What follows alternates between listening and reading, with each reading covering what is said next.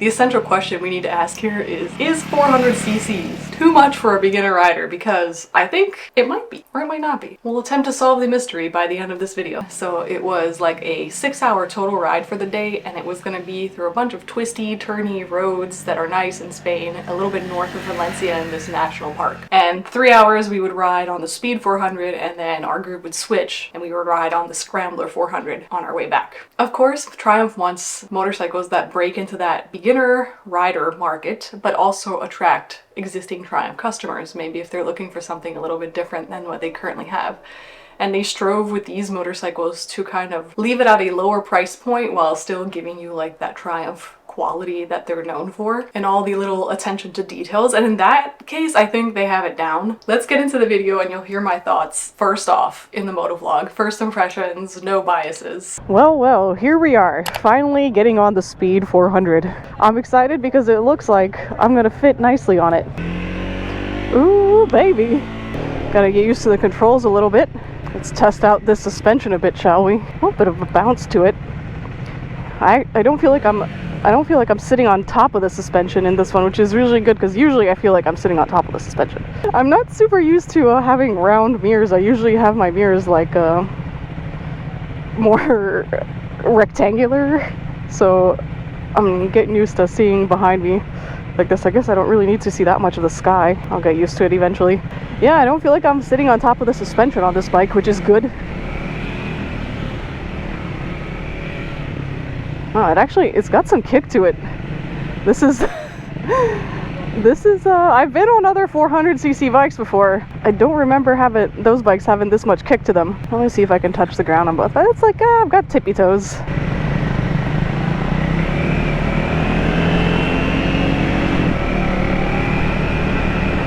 This thing is torquey in first gear. When I do like bike reviews, I try not to I don't want to watch anyone's review. I don't want to really know too many things about the bike. I just want to know like how I feel on it. And if I was a beginner, I think I would be grateful if somebody said to me that this thing got some torque in first gear and that I should be careful. And for reference, you guys, my first bike was a Ninja 250, and that thing, when you twist the throttle on that, it's not an immediate jerky response. That thing gives you time, and it's like, all right, now I'm gonna go. This bike is not quite like that.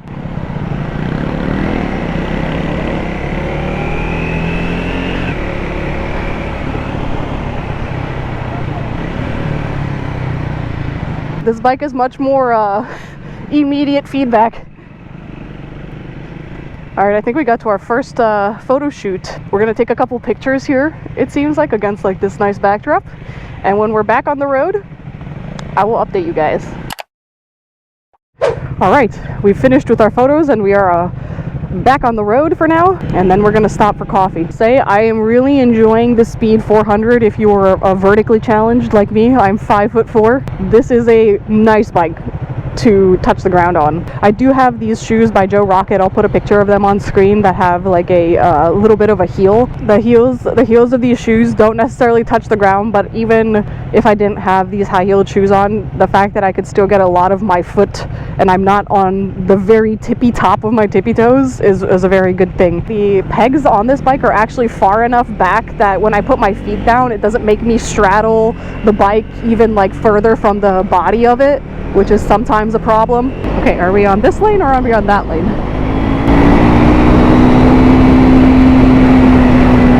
This thing's got some speed.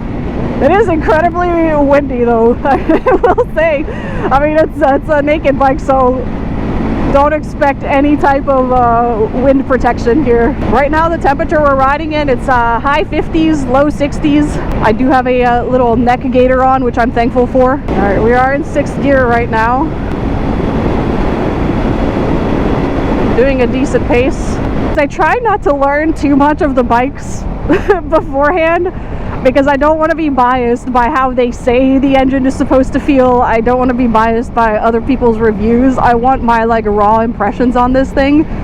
And to me it seems like more of the torque is down low in their lower RPMs. They showed us a torque curve, I think, yesterday. You actually get a good delivery of torque throughout all ranges of RPM, but it feels a little bit more torquey to me in like first gear. It definitely has like get up and go at like in 6th gear here. Like I don't feel like I'm lacking for power or anything. I would have more fun zipping throughout the city rather than doing like super highway. Speed limit on this road is 100 kilometers an hour. We're doing 120 right now, so it's not like you're gonna have problems keeping up with traffic. It is also pretty like nimble and flickable, I would say. Actually, I take that back. It's very nimble and flickable after just doing that. That's way harder to do on my MT-07 than it is on this thing. Then again, two totally separate bikes, so not really even worth comparing those two. But I was kind of going into this thinking, okay, I'm going to compare this to like the Ninja 400, which was not torquey in the low RPMs, but that is also a sport bike, so it's not going to be tuned to be torquey in the lower RPMs. It's going to be, the power band's going to be much higher. But Triumph did say they are trying to basically hit a new market with this bike, a market that hasn't been introduced to Triumph. If you're a beginner and you just want to start on a comfortable bike, this is maybe the bike for you.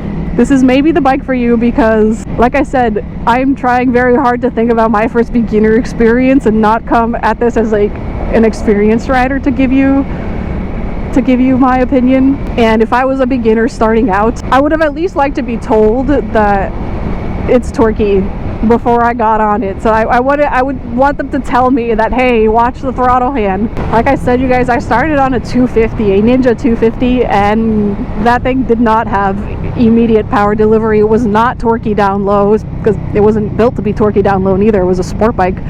So again, the power band is like higher on sport bikes than it is on these. I would say all these passing opportunities, it does give you a chance to say that the bike does sound great stock, which is surprising.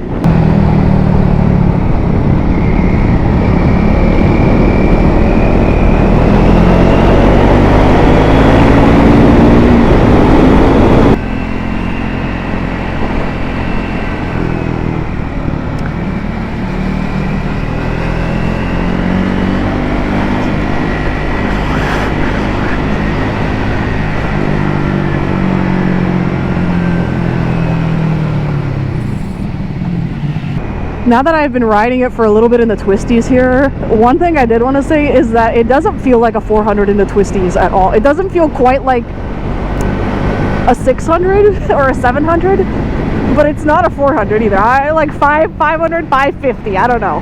It feels like the engine is quite optimized, even though the engine size is 400cc. It kind of gives a whole new meaning to what 400cc can be. For those that saw that, those are our friends. He didn't just slap some random dude's ass. Basically, you guys, this bike is beautiful. I would recommend it to someone who has never gotten on a motorcycle before, with the stipulation that somebody tells you that it is torquey down low. That's not something you're used to when you're a beginner rider, so really important to have a bike that allows you to make mistakes, because you're going to be making a lot of mistakes. Believe me, you are. If you had any kind of motorcycle experience whatsoever beforehand, this is going to be no problem for you. In fact, you're probably going to enjoy that and think it's very fun.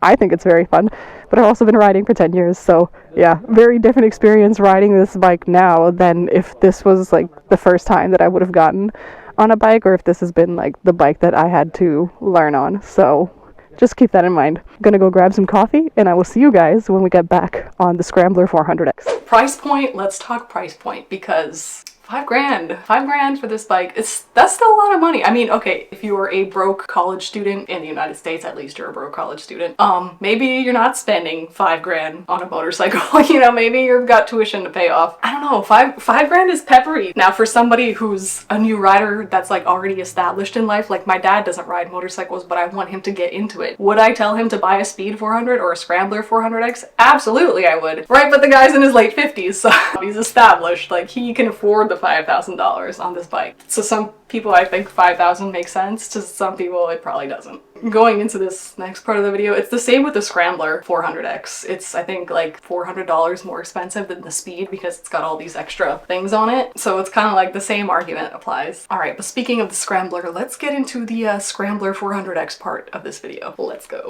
Now we're on the Scrambler 400X. Quite a bit taller than the other bike. I am on my tippy toes on this bike. So I will be doing the butt off the seat. Sounds good. Me gusta.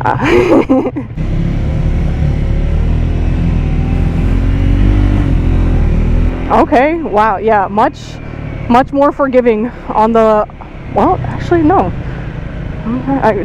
I'm trying as much when we get a chance to like do low speed riding to test how forgiving the throttle is at low speeds.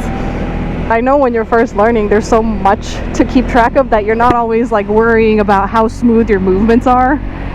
So if you can get a bike that is a little forgiving to you, that's always a good thing.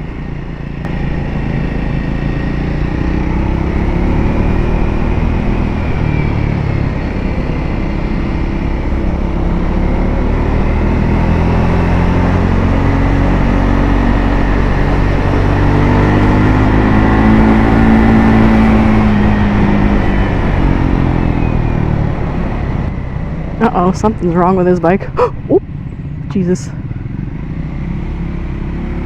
I'm gonna continue onward. I'm gonna try not to really compare this bike to the Speed 400 as much because I wasn't able to compare the Speed 400 to this one, having, you know, not ridden this one.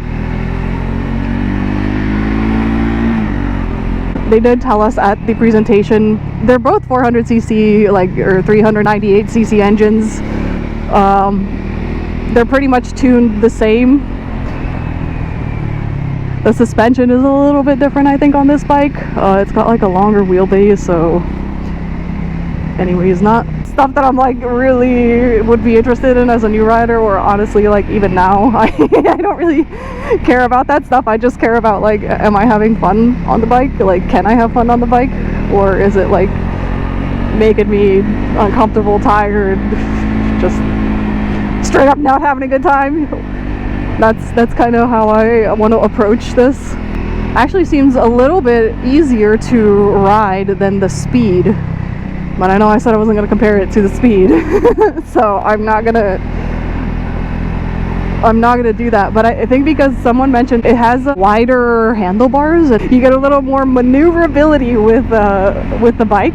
I felt pretty upright on the Speed. I feel pretty upright on this too. Maybe even a little more upright. Wow. I really like want to appreciate this view.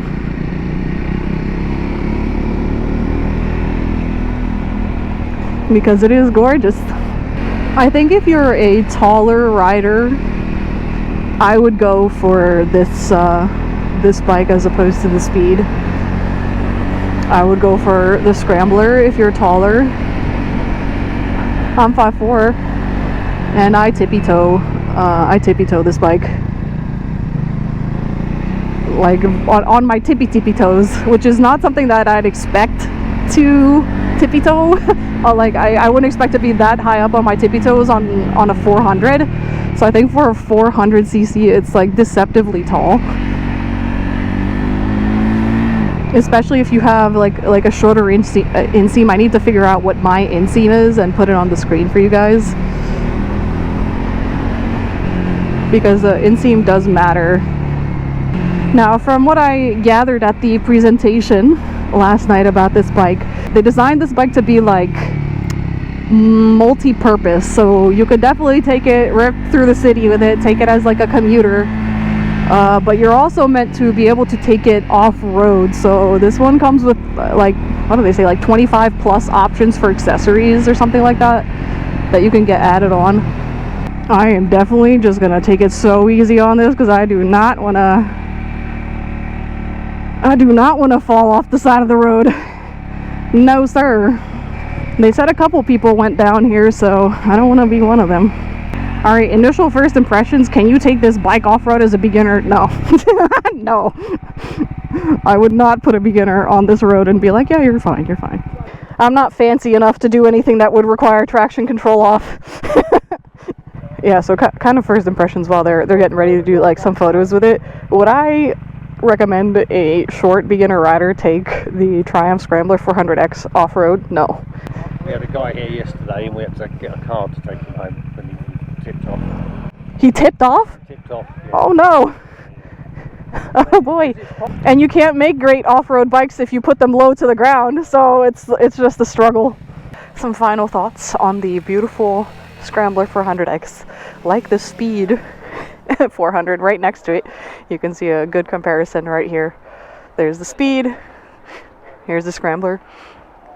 I think my final thoughts on this one is if you're a newer rider but you're taller than I am, so you're taller than 5'4", this is probably a good bike for you. I would say if you're on the shorter side, I would rather get the Speed 400 because in terms of like handling, I thought they were really similar. Maybe this one just seems to have a little bit more of an upright seating position, but honestly, the difference is it's not that much.